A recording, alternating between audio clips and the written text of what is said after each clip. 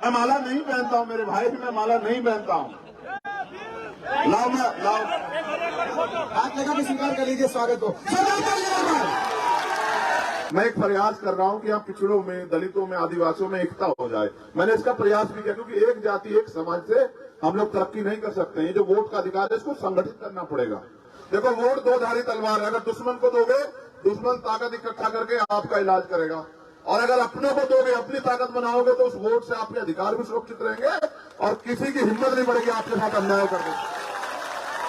देखो, मैं आज आपके लिए सड़क पर लड़ सकता हूं, लेकिन अगर आपने मेरा साथ दिया, मैं गारंटी से कहता हूं, तो मुझे एक मौका देकर देखो। अगर दोबारा जिंदगी में तुम्हें किसी आगे हाथ फैलाना पड़ा तो तुम मुझे कहना। इसलिए आपसे कह रहा हूं, अमीरों के कुत्ते भी घी खा रहे हैं, अमीरों के कुत्ते भी गाड़ियों में घूम रहे हैं, मेरे लोगों के सर पे पक्की छत भी नहीं है। ये है भारत की सच्चाई। अगर इस देश में राजतंत्र होता तो कोई नहीं आता हमारी बस्तियों में, कोई नहीं पूछता हमारे हाल का है। और आज लोकतंत्र है, उसके बाद भी जो आपकी वोट देता 5 साल नहीं पूछता आप कहाँ हूं। जब चुनाव आता फिर आता हाथ जोड़ के, पैर पकड़ता है, कोई पैर धोता है। ये वोट का अधिकार बिकने के लिए नहीं है, गुलामी से मुक्त के लिए है। आप अपनी गुलामी को समझो तो सही।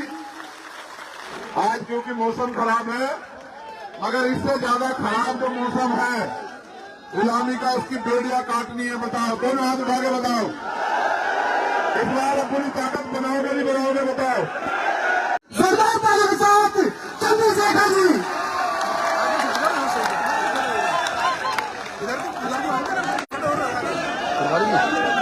क्या करोगे उसके लिए? बहुत बहुत धन्यवाद। बिलाली गांव और इस क्षेत्र के, ये गांव है, बिलाली गांव ग्राम पंचायत और यहाँ के सभी क्षेत्रवासियों का बहुत बहुत धन्यवाद। मैं सर्वप्रथम तो यहाँ की जो कमेटी है उनसे ये माफी चाहता हूँ कि भाई आप ये साफा मुझे पहनाना चाहते थे, लेकिन मैं ये सोच रहा हूँ कि मैं साफा पहन लूं ये तो बहुत अच्छी बात है, लेकिन अगर मेरी माए बहनें और हमारे बुजुर्ग इस बारिश में बीमार पड़ जाएंगे तो कौन जिम्मेदारी लेगा? बताओ। देखो, प्रैक्टिकली रहना चाहिए आदमी को, समय परिस्थिति के हिसाब से। जब मैं यहाँ आ गया हूँ, मुझे माला पहनने में, साफा पहनने में कोई दिक्कत थोड़ा ही है? बताइए। जब मैं यहाँ मौजूद, मेरा कोई नुकसान थोड़ा हो रहा है, लेकिन मैं ये सोच रहा हूँ कि जो मेरी माए बहनें सुबह से, मेरे बुजुर्ग जो हैं जमीन पे बैठे हुए हैं, वो बारिश में भीगे और मैं साफा पहन लूं, ये तो न्याय नहीं हो सकता है। इसलिए मैंने उनसे हाथ जोड़ के कहा कि आप इस बात को मत करो। अब मंच को ऐसा बनाओ जिसको लगे कि आप लोग जिम्मेदार। बैठ जाओ, आराम से बैठ जाओ सब लोग। मैं माला नहीं पहनता हूं, मेरे भाई भी मैं माला नहीं पहनता हूं। लाओ हाथ लगा के स्वीकार कर लीजिए स्वागत को।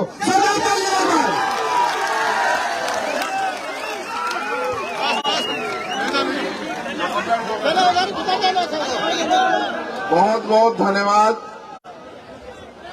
क्योंकि बारिश बहुत तेज है और शायद ये बारिश मेरा इंतजार कर रही थी कि कब मैं आऊं और ये बरसे।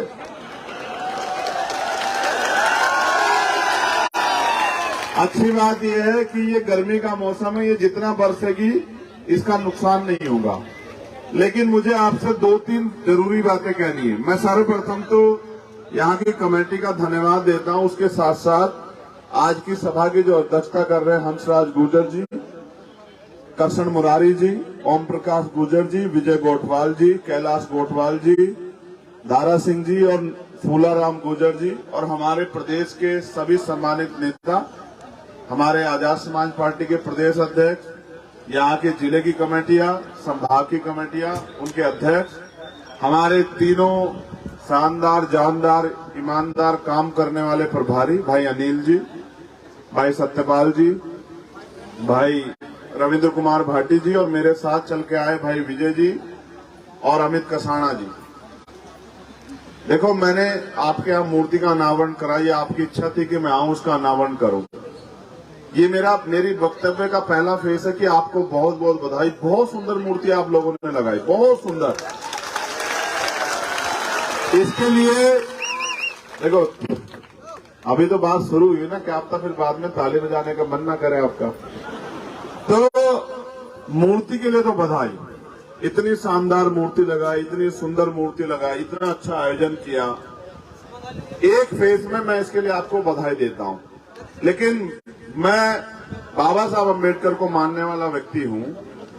बाबा साहब अम्बेडकर वो शख्सियत थे, वो महापुरुष थे जिन्होंने कहा कि मैं मूर्तियों में नहीं, मैं किताबों में हूं, मुझे पूजने की नहीं, मुझे पढ़ने की जरूरत है। ये बाबा साहब ने कहा, मैंने नहीं कहा। उन्होंने कहा सुबह के समय 2 घंटी बजेगी, एक मंदिर की, एक स्कूल की। आपको तय करना है कि आपके बच्चों का और आपका भविष्य कहां से सुधरेगा, कहां से आप डॉक्टर, इंजीनियर, आईएएस, आईपीएस बनेंगे, कहां से आप वकील और तमाम तरह के अधिकारों के साथ जो है अधिकारी कर्मचारी बनेंगे, और कहां से सिर्फ आप जो है जो कुछ आपके पास है उसको लुटा के चले आओगे। ये बाबा साहब अम्बेडकर कह के गए समझाने के तौर पे समाज को। और उन्होंने ये भी कहा कि मुझे मेरे जाने के बाद मरा हुआ मत समझना, जब तक संविधान जिंदा है मैं जिंदा हूं। मैं ये बात आपसे इसलिए कह रहा हूं मेरे प्यारे भाइयों, बुजुर्गों, बहनों, बच्चियों, माओ, कि मूर्ति तो बड़ी प्यारी है, लेकिन खाली मूर्ति से काम नहीं चलेगा। मूर्ति तो बाबा साहब की आपके सबके घरों में और हमारे सबके दिलों में भी है। बाबा साहब की मूर्ति को इतना सा कुछ हो जाता है, हम संघर्ष करने लगते हैं, लेकिन बाबा साहब वही बाबा साहब जिन्होंने अपने 4-4 बच्चों की कुर्बानी देके हमें वोट का अधिकार दिलाया, संविधान दिया जिसमें हमें बराबर के अधिकार दिलाए, उन अधिकारों को कैसे प्राप्त करोगे मेरे भाइयों, बताओ। अगर आप जागरूक नहीं होंगे, देखो भीड़ और भेड़ में कोई ज्यादा फर्क नहीं होता। और मैं आपका वो नेता नहीं हूं जिसको आपकी वोट से या आपसे कुछ लालच है। मैं आपका भाई हूं। मेरे पिताजी प्राइमरी स्कूल के हेडमास्टर थे और एक गरीब परिवार से आता हूं। मैं बहुत कोई धन्ना सेठ का बेटा नहीं हूं। मैं अपने लोगों के हालात जानता हूं। सच ये है, आज बहुत सारे लोग ऐसे होंगे जो काम पे नहीं गए होंगे, उनके घर में रात को रोटी कैसे आएगी। मैं समझता हूं अपने लोगों के हालात को। मैं ये भी समझता हूं कि मेरी माए बहनें मेरे प्यार सम्मान में खड़ी है, लेकिन सच ये है कि बहुत सारे घर ऐसे होंगे जिनका चूल्हा तब तक नहीं जलेगा जब तक उनके घर में आटा और बाकी सामान नहीं पहुंचेगा। मैं बात आपसे इसलिए कह रहा हूं कि जितनी जिम्मेदारी मेरे कंधों पे उतनी जिम्मेदारी आपके भी कंधों पे। आप बहुत इतना समय इसलिए लगा आप स्वागत कर रहे हैं। मैं जहां स्वागत के लिए रुकता हूं वो मुझसे मांग करते हैं कि 2 मिनट के लिए हमारे मंदिर में चलिए, 2 मिनट के लिए हमारे स्टेज पे चलिए। मैं सब जगह चला जाऊंगा। आप बार बार फोटो खिंचवाने के लिए जिद करते हैं, आपको बुरा भी लगता होगा, मैं आपको डांट देता हूं कि फोटो से बचो और काम की तरफ बढ़ो। मगर मैं आपसे कहना चाहता हूं, आप नौजवान यहाँ बड़े पैमाने पे, मैं जो सिखाना चाहता हूं वो सीख के शायद आपकी जिंदगी बदल जाए। मेरे साथ फोटो खिंचवाने से आपकी कोई जिंदगी नहीं बदलेगी मेरे भाई। आप देखो, बाबा साहब अम्बेडकर ने कहा कि नायक पूजा धर्म में तो अच्छी है लेकिन मिशन में खतरनाक। आप नायक पूजा ही तो कर रहे हो, मैं भी तो इंसान हूं आपके जैसा। आप मेरी तरह काम करो, देखो आप भी चंद्रशेखर बन जाओगे, आपको भी पूरी दुनिया जो है आपका समाज प्यार करेगा, आपको भी लोग सम्मान देंगे। आप भी तो मेरी तरह आओ फील्ड में मेहनत करने के लिए।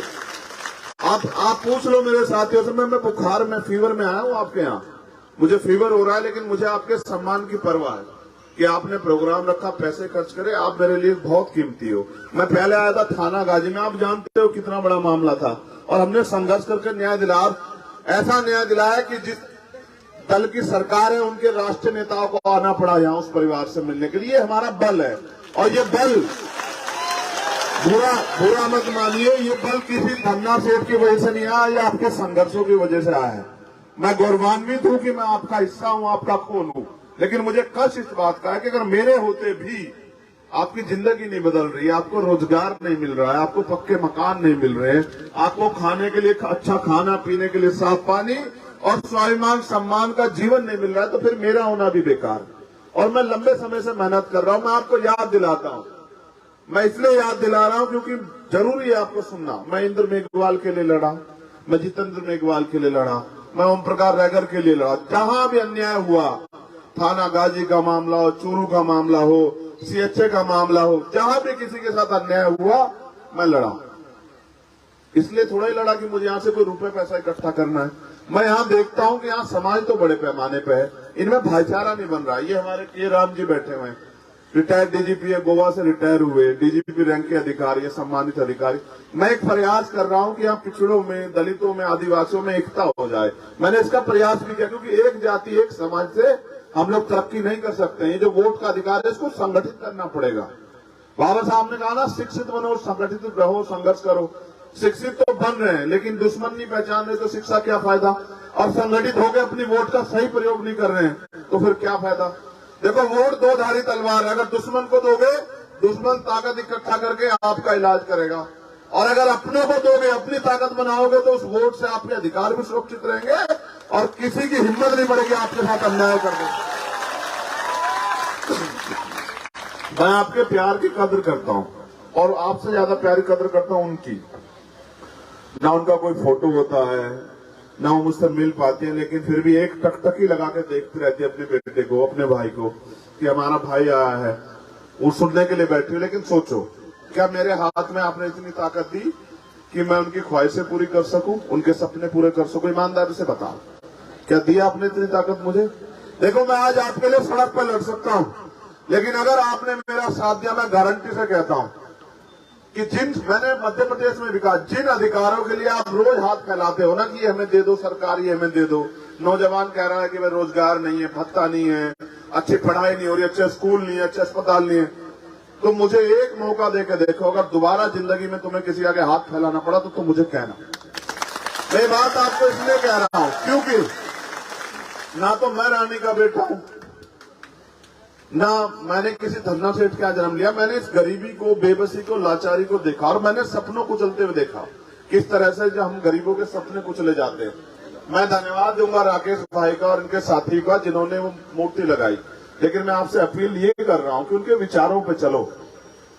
सोचो, बाबा साहब ने जब ऐसे ही हमारे जैसे अपने 4 बच्चे कुर्बान किए होंगे तो उनको कितना वो होगा उम्मीद कि उनकी आने वाली पीढ़ी उनके सपनों को समझ के इस देश में अपने हक अधिकार को प्राप्त करेगी। क्या मिल पाए? आजादी को 75 साल हो गए, आज भी लोग इंसान नहीं बन पाए। इसलिए आपसे कह रहा हूं, अमीरों के कुत्ते भी घी खा रहे हैं, अमीरों के कुत्ते भी गाड़ियों में घूम रहे हैं, मेरे लोगों के सर पे पक्की छत भी नहीं है। ये है भारत की सच्चाई। और तब तक नहीं मिलेगी छत आपको जब तक आप अपनी ताकत नहीं बनाओगे, अपना दल, अपना बल, और आपकी समस्याओं के हल के लिए आप मेरा साथ दो। क्योंकि जितने लोग अब तक आए उनको आपने साथ दिया। अगर आपकी जिंदगी बदली हो तो भूल जाओ मुझे, फिर उन्हीं के साथ रहो। और अगर आप चाहते हो कि कुछ बदले, आप बताओ बदल गया क्या? चलो अच्छा बताओ मुझे, बड़े भी लोग यहाँ बैठे हुए, बताओ अगर मेहनत मजदूरी नहीं करोगे तो रोटी मिल जाएगी आपको? अच्छा बताओ। तो जब सब कुछ आपको करना है, जबकि भारत में लोकतंत्र है और लोकतंत्र में वो शक्ति है कि बड़े से बड़े ताकतवर को जमी दर्ज कर दो और बड़े से छोटे छोटे गरीब के बेटे को वो ताकत दे दे कि वो अपने लोगों की जिंदगी बदल सके। ये लोकतंत्र है। आपकी वोट करोड़ों रुपए से भी कीमती है, मेरी वोट करोड़ों रुपए से भी कीमती है। चाहे राष्ट्रपति बन जाए, प्रधानमंत्री, उसकी वोट की वैल्यू और हमारी वोट की वैल्यू बराबर है। और अगर वोट का अधिकार नहीं होता, आपकी बस्ती में नहीं आता कोई। आप सोच के देखो, जिन पर वोट का अधिकार नहीं होता अगर आपके पास, आपकी बस्ती में नहीं आता कोई। आपकी बस्ती में लोग इसलिए आते हैं क्योंकि आपके पैर इसलिए छूते हैं, आपको चाचा तार इसलिए बताते हैं, आपकी बात इसलिए करते हैं क्योंकि आपके पास वोट है। अगर इस देश में राजतंत्र होता तो कोई नहीं आता हमारी बस्तियों में, कोई नहीं पूछता हमारे हाल क्या है। और आज लोकतंत्र है, उसके बाद भी जो आपकी वोट लेता 5 साल नहीं पूछता आप कहाँ हो। जब चुनाव आता फिर आता हाथ जोड़ के, पैर पकड़ता है, कोई पैर धोता है, कोई मिठाई लाता है, कोई शराब लाता है। भाई, इस वोट के अधिकार के लिए बाबा साहब ने कुर्बानियां दी, उनसे पहले अन्य महापुरुषों ने कुर्बानियां दी, और उन्होंने कहा कि ये वोट का अधिकार बिकने के लिए नहीं है, गुलामी से मुक्त के लिए है। आप अपनी गुलामी को समझो तो सही, आप अपनी गुलामी को समझो कि बेटियां काटने के लिए सोचो। फिर अच्छा सोचो, अगर होती हम पे ताकत तो क्या आपको बारिश में भीगना पड़ता? आज बताओ। ये सुनो, डबल तिरपाल वाला टेंट लगवाते हैं वहां से वहां तक, अगर हम पे ताकत होती है। हमें तो पता है ना आपने किस तरह अपना खून से, वो अपने मेहनत की कमाई से सींच के लगाया वो टेंट। मैं आपके साथ भीग रहा हूं, इसलिए भीग रहा हूं ये बताने के लिए कि अगर ये बेबसी खत्म करनी है तो अपनी ताकत बनाओ। क्या तो उन लोगों के भरोसे रहो जो हमेशा आपसे वादा करके धोखा देते आए। यहाँ भी एक अच्छी सरकार है, इतनी अच्छी सरकार है कि जब मैं हक की लड़ाई लड़ने आता हूं तो मुझे कभी जेल भेज देते हैं, कभी बंद कर देते हैं, कभी अरेस्ट कर देते हैं, डिटेन कर देते हैं, कभी यहां से पकड़ के दिल्ली छोड़ के आते हैं और ये कहते हैं लोकतंत्र है यहाँ। मैं आपसे कहने आया हूं, आप अपनी एकता और ताकत बना लो और एक बार मुझे इस लड़ाई को लड़ने का मौका दो। ये लड़ाई मेरी इसलिए है क्योंकि मैं इस दर्द को समझता हूं। मैं एक पढ़ा लिखा व्यक्ति हूं और हमारे साथी और हम दिन रात मेहनत कर रहे हैं, इसलिए आपसे अपील करने के लिए आया हूं। मूर्ति के लिए बधाई, लेकिन लड़ाई कैसे आगे बढ़ेगी? मूर्ति से, विचारों से? बताओ। तो विचारों में साथ दोगे नहीं दोगे? बताओ। जब आप विचारों में साथ दोगे। अच्छा, मैं आपको एक चीज और बताऊंगा, बड़ी गंभीरता सुनना ये बात। हमारे अध्यक्ष जी यहाँ बैठे हैं, हंसराज जी कहाँ हैं? अच्छा, ये बैठे हैं, सरपंच जी पूर्व। देखो, मैं आपको एक बात, जिस कौम के पास राजनीतिक शक्ति नहीं होती ना, उसका बताऊं क्या होता है। आज के दिन 73 गुर्जर समाज के लोग अपने हक अधिकार के लिए सड़क पे आए और कितनी कोख सुनी हुई, आप आइडिया लगा लेना। 73 लोगों को एक दिन में मार दिया सरकार ने। कितने लोग थे? 73। आए क्यों थे? अगर उन पर राजनीतिक शक्ति होती तो सड़कों पे मरने आते क्या? लेकिन बुरा यह है कि जिस समाज को इस सरकार ने, जो पिछले वाली सरकार थी, जो केंद्र में भी है, उन्होंने जिस समाज के खून से होली खेल दी हो, आज वही समाज अपने लोगों की कुर्बानियों को भूल के उसी पार्टी का साथ देने का काम करता है, फिर कहता है कि हमारे साथ अन्याय हो रहा है। आप भी तो ऐसा ही कर रहे हो। जो आपके खून से होली खेल रहा है, जो आपके अधिकार निगलने का काम कर रहा है, जो आपके अधिकार छीनने का काम कर रहा है, जिनकी सरकार में हमारी बहन बेटियों की इज्जतें नीलाम हो रही है, जिनकी सरकारों में भूखे मर रहे हैं, उन्हीं को आप लोग ताकत दे रहे हो। आजमाए हुए को आजमाओगे तो वही मिलेगा जो मिलता है। इसलिए आपसे कह रहा हूं, आप अपनी ताकत बनाओ, अपने हाथों को मजबूत करो। हमारे यहाँ नेता हैं, जिले के लोग तमाम, सत्येंद्र बाकी साथी, उनका साथ दो और एक बार इस बात को मजबूत करो कि चलो छोड़ो, इस बार हम उनके साथ नहीं, इस बार हम अपने भाई को मौका देकर देख रहे हैं और फिर देखना बदलाव होता है नहीं होता है। मैं आपको फ्री वाला नहीं, मैं आपको ताकत वाला जीवन दूंगा, स्वाभिमान सम्मान वाला, और आपके हाथों को इतना मजबूत करूंगा कि आपको किसी के आगे हाथ नहीं फैलाना पड़ेगा। ये लोकतंत्र है, इस लोकतंत्र में जनता मालिक है। इसलिए आपसे कहने के लिए आया हूं, मेरी वजह से आज आप भीगे, मुझे बड़ी तकलीफ होगी जाते हुए, और स्पेशली मेरी माँ बहनों के लिए मैं हाथ जोड़ के माफी चाहता हूं, मेरी वजह से आपको भीगना पड़ रहा है। मेरा बस चले तो मैं अपने शरीर की छतरी बना के आपको भीगने ना दूं, मैं सच बता रहा हूं। लेकिन मैं सोचो, मैं सिर्फ माला पहन के चला जाऊं या माला चढ़ा के चला जाऊं तो भी काम नहीं चलेगा। मुझे तैयार तो आप लोग करना पड़ेगा ना। अगर मैं आपको नहीं समझाऊंगा तो कौन समझाएगा? बताओ। तो मैं आपको समझाने के लिए आया हूं। इसी तरह से हमारे महापुरुष गांव घूम के लोगों को तैयार कर रहे थे, फिर जब समाज तैयार हुआ तो ताकत बनी। तो इसलिए आपसे कह रहा हूं, ये जो बहनें बैठी, बताओ रोजगार चाहती हो नहीं चाहती हो? बताओ। जो पढ़ लिख रही है बहनें, पहले बताओ, उनसे पूछेंगे रोजगार चाहती हो नहीं चाहती हो? बताओ। जो माएं हमारी बहनें शिक्षित घर में बैठी हो, घर में रोजगार चाहती हो नहीं चाहती हो? बताओ।